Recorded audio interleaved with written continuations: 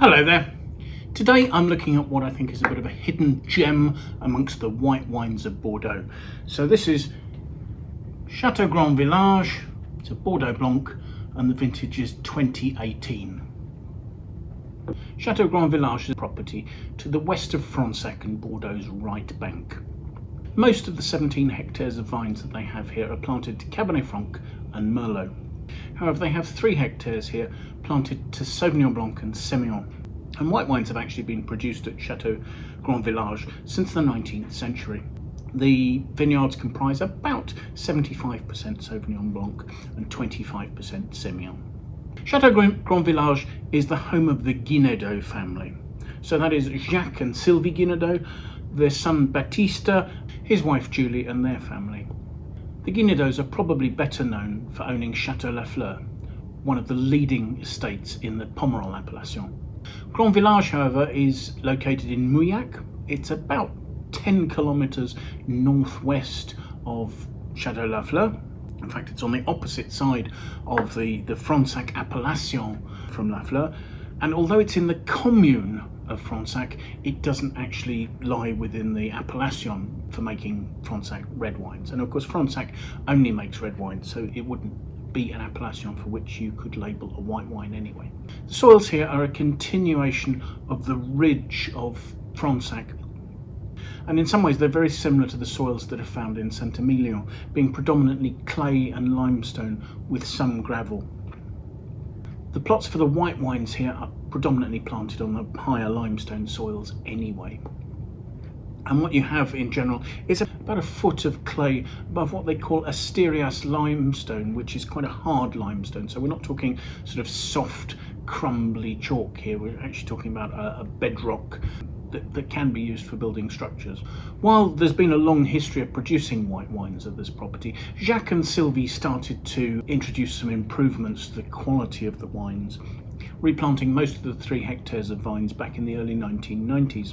From the beginning of this century, however, the involvement of the next generation, Baptiste and Julie, has seen a fresh look being taken at how the wines are made and some real improvements going on. For instance, they made some new plantings of Sauvignon Blanc, and on this occasion with clonal material that had been sourced from the Sancerre region in the Loire. Viticulture is now performed here entirely sustainably, and in 2013 they decided to pick out their 3 best parcels on the limestone to produce a wine called Champ Libre. That particular wine is predominantly Sauvignon Blanc, with about 0.7 hectares of the white vines going to produce a premium wine. The remaining 2.3 hectares produce the Grand Village Blanc. Picking here in 2018 went on between the 31st of August and the 6th of September, with actually the Semillon being picked first. So they weren't looking for sort of rich, ripe Semillon, they were looking for a much more crisp, fresh style. So that was picked between the 31st of August and the 4th of September, with the Sauvignon Blanc being picked between the 3rd and the 6th of September. Everything was hand-picked, and at the winery it was very gently pressed, and during pressing it was under inert conditions, so I'm assuming that the press had been filled with inert gas. The blend in 2018 is very much as the vineyards, 75% of Sauvignon Blanc, 25% of Semillon. Now, of the Sauvignon Blanc, half of that was from the Sancerre clone that I mentioned, and the remaining half from older vines which had come from standard Bordeaux clones. Now, previously, Grand Village had always been fermented in stainless steel temperature controlled tanks, but now half of it is being fermented in oak barrels. And of that half, 2/5 is fermented in new oak, and the remaining 3/5 in second use oak barrels. The oak used would have been French oak, and aging went on for 8 months, and during that period the wine was on its lees, and for 5 of those 8 months those lees were being stirred up, and so it was then bottled in the summer following the vintage. So let's have a look at the wine, shall we, and see what we make of it. It has a medium yellow colour, so it's slightly straw coloured, perhaps suggesting its maturity. Swelling it, it's not particularly throwing tears. There are the first vestiges of them just starting to form, and they are there. Now, the alcohol on the label says that it's 13.5%. I've seen other notes that suggest it's 13%, so I wonder if there was different labelling for different markets there. That's possible. Either way, it could still be within 0.5% of the actual alcohol in the wine. So let's see what we make of the aromas, shall we?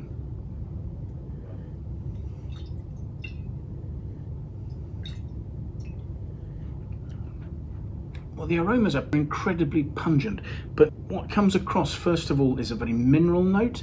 There's quite a sort of a sapid, saline note. There's plenty of a sort of a maybe slightly sulphurous struck match, gunpowder notes, some reduced notes there, I think reflecting the barrel fermentation. And then the pungency of the fruit, I would almost say, has sort of a slightly catty note. It's very grassy and gooseberry along with those reduced notes.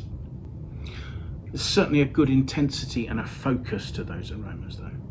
So let's see what it tastes like.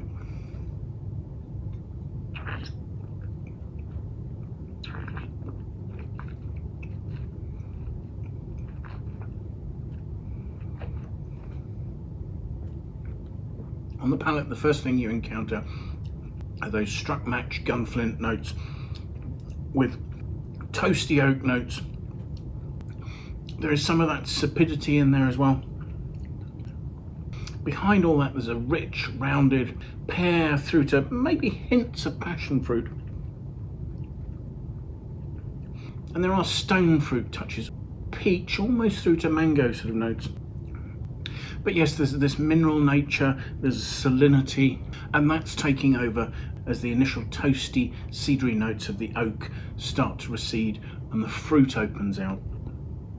I think the wine's fully mature. I think it's very well defined. There's some really crisp mineral acidity here, not citric, cutting and precise acidity, and that's lifting those pungent aromas, particularly on the attack. There's a dry, fresh, quite lean nature to the finish. Perhaps some slightly creamy notes, both in the texture and the flavour of the finish. But generally it's that minerality and the salinity that the wine's finishing with.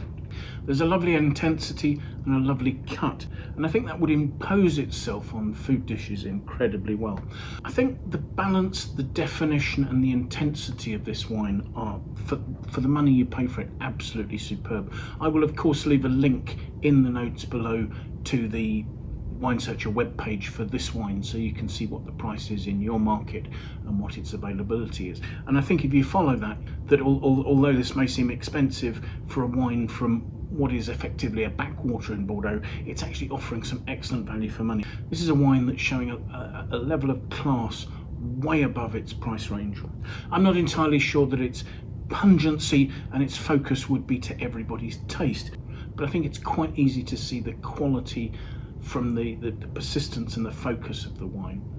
I think it's reasonably mature, but I wouldn't worry about keeping it for another 3 or 4 years. I think its acidity is really good, its intensity is good. I think it would age very happily in bottle for over the short to mid-term. I've been impressed with previous vintages of Grand Village, but I've not tried the white for a few years, and this really has stepped up in quality substantially. I looked at our Wine Searcher aggregated critics score for this vintage of this wine, and it's getting a 91. Maybe I'm fortunate to be tasting it with a little bit of maturity and it's sort of showing a little bit more than that, but I think 91's at the lower end of the spectrum of what I would think was a good score for this. I think you could give it a 92 quite happily, possibly even 93. It's a wine I've been impressed with, and yes, I think this is one of Bordeaux's gems. So thank you so much for watching. I do hope you've enjoyed the video. If you have, do please press the like button. If you have any comments, please pop those in the comments box below. We'd love to know what you think about the wines we're looking at, the tastings we're doing, or anything else that relates to that. If you have any friends you think might like to watch the video, do please feel free to forward it to them. We would really appreciate your support in that way.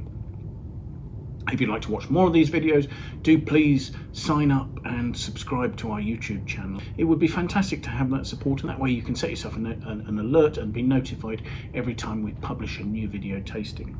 So thank you again for watching, and I do hope you'll join us again soon. Bye for now.